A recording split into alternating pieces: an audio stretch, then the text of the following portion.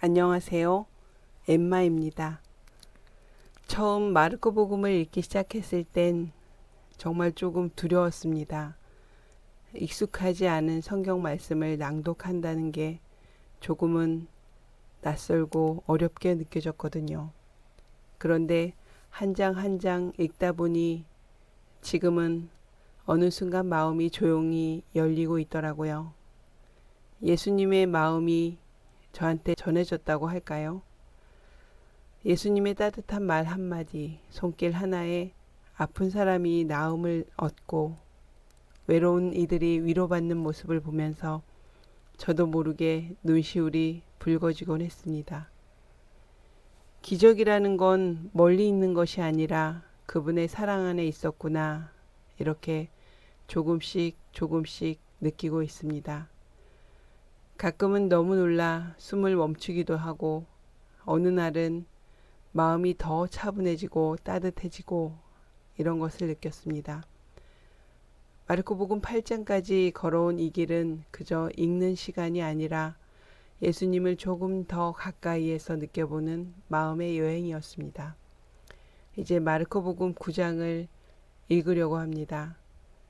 오늘도 조용히 말씀 속으로 걸어가며 작은 감동이 또 한 줄 피어났으면 좋겠네요. 감사합니다. 끝까지 들어주세요. 예수님께서 또 그들에게 말씀하셨다. 내가 진실로 너희에게 말한다. 여기에 서 있는 사람들 가운데에는 죽기 전에 하느님의 나라가 권능을 떨치며 오는 것을 볼 사람들이 덜어 있다.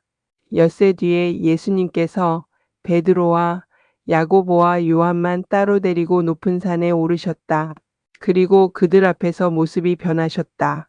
그분의 옷은 이 세상 어떤 마전장이도 그토록 하얗게 할 수 없을 만큼 새하얗게 빛났다. 그때에 엘리야가 모세와 함께 그들 앞에 나타나 예수님과 이야기를 나누었다. 그러자 베드로가 나서서 예수님께 말하였다. 스승님, 저희가 여기에서 지내면 좋겠습니다. 저희가 초막 셋을 지어 하나는 스승님께, 하나는 모세께, 또 하나는 엘리야께 드리겠습니다.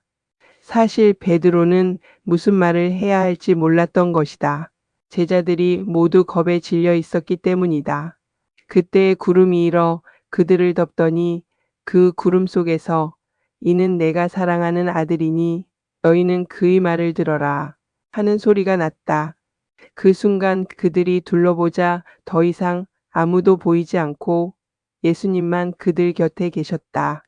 그들이 산에서 내려올 때에 예수님께서는 그들에게 사람의 아들이 죽은 이들 가운데에서 다시 살아날 때까지 지금 본 것을 아무에게도 말하지 말라고 분부하셨다. 그들은 이 말씀을 지켰다. 그러나 죽은 이들 가운데에서 다시 살아난다는 것이 무슨 뜻인지를 저희끼리 서로 물어보았다. 제자들이 예수님께 율법 학자들은 어째서 엘리야가 먼저 와야 한다고 말합니까? 하고 물었다. 그러자 예수님께서 그들에게 말씀하셨다. 과연 엘리야가 먼저 와서 모든 것을 바로잡는다. 그런데 사람의 아들이 많은 고난과 멸시를 받으리라고 성경에 기록되어 있는 것은 무슨 까닭이겠느냐? 사실 내가 너희에게 말하는데 엘리야에 관하여 성경에 기록된 대로 그가 이미 왔지만 사람들은 그를 제멋대로 다루었다. 그들이 다른 제자들에게 가서 보니 그 제자들이 군중에게 둘러싸여 율법 학자들과 논쟁하고 있었다. 마침 군중이 모두 예수님을 보고는 몹시 놀라며 달려와 인사하였다. 예수님께서 그들에게 저들과 무슨 논쟁을 하느냐 하고 물으시자 군중 가운데 한 사람이 대답하였다. 스승님, 벙어리 영이 들린 제 아들을 스승님께 데리고 왔습니다. 어디에서건 그 영이 아이를 사로잡기만 하면 거꾸러뜨립니다. 그러면 아이는 거품을 흘리고 이를 갈며 몸이 뻣뻣해집니다. 그래서 스승님의 제자들에게 저 영을 쫓아내 달라고 하였지만 그들은 쫓아내지 못하였습니다. 그러자 예수님께서 믿음이 없는 세대야. 내가 언제까지 너희 곁에 있어야 하느냐? 내가 언제까지 너희를 참아 주어야 한다는 말이냐? 아이를 내게 데려오너라 하고 그들에게 이르셨다. 그래서 사람들이 아이를 예수님께 데려왔다. 그 영은 예수님을 보자 곧바로 아이를 뒤흔들어 댔다. 아이는 땅에 쓰러져 거품을 흘리며 뒹굴었다. 예수님께서 그 아버지에게 아이가 이렇게 된 지 얼마나 되었느냐 하고 물으시자 그가 대답하였다. 어릴 적부터입니다. 저 영이 자주 아이를 죽이려고 불 속으로도 물 속으로도 내던졌습니다. 이제 하실 수 있으면 저희를 가여시 여겨 도와주십시오. 예수님께서 그에게 하실 수 있으면 이 무슨 말이냐? 믿는 이에게는 모든 것이 가능하다. 하고 말씀하시자 아이 아버지가 곧바로 저는 믿습니다. 믿음이 없는 저를 도와주십시오. 하고 외쳤다. 예수님께서는 군중이 떼를 지어 달려드는 것을 보시고 더러운 영을 꾸짖으며 말씀하셨다. 벙어리, 귀머거리 영아, 내가 너에게 명령한다. 그 아이에게서 나가라. 그리고 다시는 그에게 들어가지 마라. 그러자 그 영이 소리를 지르며 아이를 마구 뒤흔들어 놓고 나가니 아이는 죽은 것처럼 되었다. 그래서 사람들이 모두 아이가 죽었구나 하였다. 그러나 예수님께서 아이의 손을 잡아 일으키시니 아이가 일어났다. 그 뒤에 예수님께서 집에 들어가셨을 때에 제자들이 그분께 따로 어째서 저희는 그 영을 쫓아내지 못하였습니까? 하고 물었다. 예수님께서는 이렇게 대답하셨다. 그러한 것은 기도가 아니면 다른 어떤 방법으로도 나가게 할 수 없다. 그들이 그곳을 떠나 갈릴레아를 가로질러 갔는데 예수님께서는 누구에게도 알려지는 것을 원하지 않으셨다. 그분께서 사람의 아들은 사람들의 손에 넘겨져 그들 손에 죽을 것이다. 그러나 그는 죽임을 당하였다가 사흘 만에 다시 살아날 것이다. 하시면서 제자들을 가르치고 계셨기 때문이다. 그러나 제자들은 그 말씀을 알아듣지 못하였을 뿐만 아니라 그분께 묻는 것도 두려워하였다. 그들은 카파르나움에 이르렀다. 예수님께서는 집 안에 계실 때에 제자들에게 너희는 길에서 무슨 일로 논쟁하였느냐 하고 물으셨다. 그러나 그들은 입을 열지 않았다.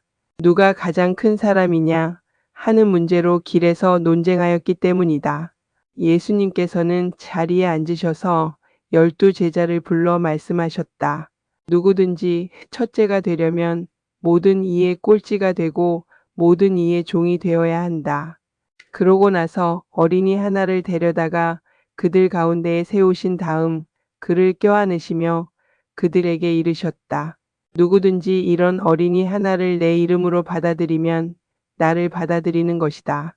그리고 나를 받아들이는 사람은 나를 받아들이는 것이 아니라 나를 보내신 분을 받아들이는 것이다. 요한이 예수님께 말하였다. 스승님, 어떤 사람이 스승님의 이름으로 마귀를 쫓아내는 것을 저희가 보았습니다. 그런데 그가 저희를 따르는 사람이 아니므로 저희는 그가 그런 일을 못하게 막아보려고 하였습니다. 그러자 예수님께서 이르셨다. 막지 마라. 내 이름으로 기적을 일으키고 나서 바로 나를 나쁘게 말할 수 있는 사람은 없다. 우리를 반대하지 않는 이는 우리를 지지하는 사람이다. 내가 진실로 너희에게 말한다. 너희가 그리스도의 사람이기 때문에 너희에게 마실 물 한 잔이라도 주는 이는 자기가 받을 상을 결코 잃지 않을 것이다. 나를 믿는 이 작은 이들 가운데 하나라도 죄짓게 하는 자는 연자매를 목에 고 바다에 던져지는 편이 오히려 낫다. 내 손이 너를 죄짓게 하거든 그것을 잘라버려라. 두 손을 가지고 지옥에 그 꺼지지 않는 불에 들어가는 것보다 불구자로 생명에 들어가는 편이 낫다. 내 발이 너를 죄짓게 하거든 그것을 잘라버려라. 두 발을 가지고 지옥에 던져지는 것보다 절름발이로 생명에 들어가는 편이 낫다. 또 내 눈이 너를 죄짓게 하거든 그것을 빼 던져버려라. 두 눈을 가지고 지옥에 던져지는 것보다 외눈박이로 하느님 나라에 들어가는 편이 낫다. 지옥에서는 그들을 파먹는 구더기도 죽지 않고 불도 꺼지지 않는다. 모두 불 소금에 절여질 것이다. 소금은 좋은 것이다. 그러나 소금이 짠맛을 잃으면 무엇으로 그 맛을 내겠느냐? 너희는 마음에 소금을 간직하고 서로 평화롭게 지내라. 마르코복음 9장도 너무 재미있네요. 이제 정말 마르코복음 10장이 너무 기다려집니다. 조금이라도 도움이 되셨다면 좋아요 꾹꾹 눌러주세요. 감사합니다.